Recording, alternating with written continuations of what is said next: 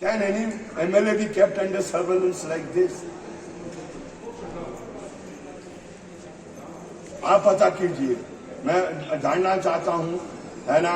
और आपसे नहीं, मैं स्पीकर महोदय से जानना चाहता हूं कि वेदर आई, मेरे पास उनका नंबर नहीं अभी, है ना, whether I am under surveillance. क्या मतलब बनता है? हमने लोगों के लिए काम करना है। पुलिस का क्या काम है?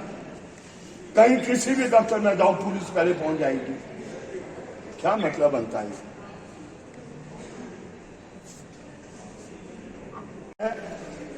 तो हम कानून की उल्लंघना क्यों करें?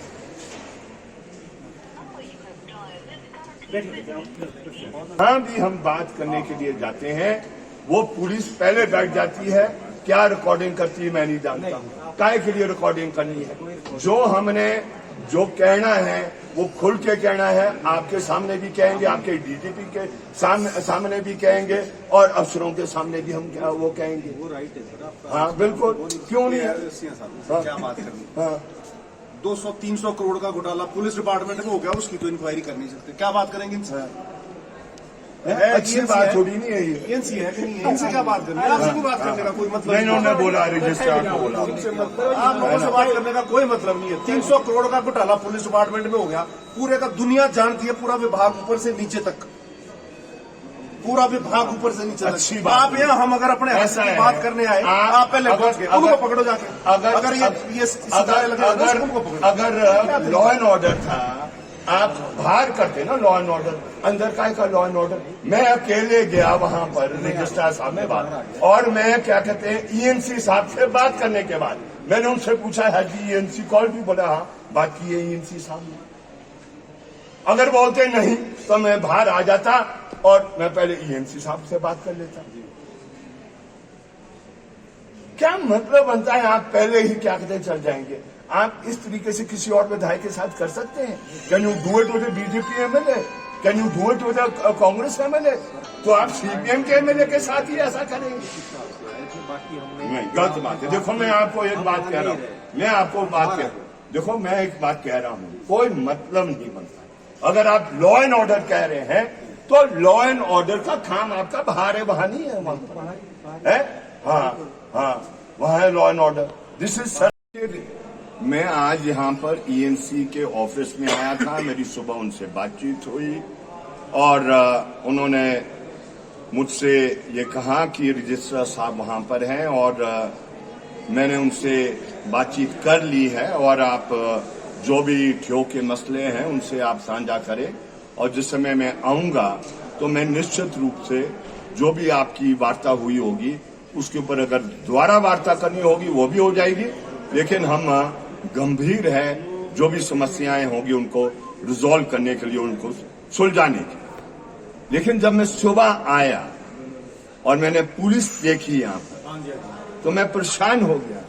मैं कहा मैं एक एमएलए हूं और ये जहां भी मैं जाता हूं पुलिस पहले पहुंच जाती है, तो पुलिस को पहुंचने का कार्य तो एक ही व्यक्ति के पीछे किया जाता है, जो जब आप सर्वेलेंस रखेंगे, और सर्वेलेंस भी आपको कोर्ट से अनुमति लेनी पड़ती है या पॉलिटिकल परमिशन उसके लिए होती है, तभी आप इसको कर सकते हैं।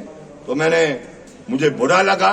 मैं अंदर जब गया तो वहां भी एक अफसर पहुंच गए, तो मैंने उचित समझा कि पहले मैं सेक्रेटरी महोदय जो विधानसभा के हैं उनसे जानकारी लूं, और मैंने जानकारी ली। उन्होंने ये बताया कि मेरी जानकारी में नहीं है और ऐसा कुछ नहीं है। मैंने कहा प्लीज आप स्पीकर महोदय से पता करें कि whether I am under surveillance. वो मसला मैं समझता हूं उसको अब ज्यादा बढ़ाने की जरूरत नहीं है। मैंने डीजीपी महोदय को भी बात करने की कोशिश की। He has not responded to my call. I can not say why he has not responded, लेकिन उनसे मैं जानकारी नहीं ले पाया कि भाई क्या कारण है। अगर वो समझते हैं कि इसलिए वो मेरे फोन को रिस्पॉन्ड नहीं करे क्योंकि हमने मांग की थी कि वो जो पुलिस के पेपर के गफले हुए हैं उसमें हमने कहा था कि एक साफ जांच के लिए, एक न्यायपूर्वक जांच के लिए जो हाईएस्ट पुलिस ऑफिसर है उनको लीव पर जाना चाहिए। अगर वो उसको ऑफेंस ले रहे हैं और आज मेरे फोन को नहीं सुन रहे हैं तो he must know that it is my right as an MLA, it is the right as a citizen to demand anything जो मैं समझता हूं तर्क संगत है और न्याय संगत है। और अभी भी मैं कह रहा हूं कि वो पुलिस के जो हुए हैं बहुत बड़ा मसला है और उसमें कोई जांच हो नहीं सकती है।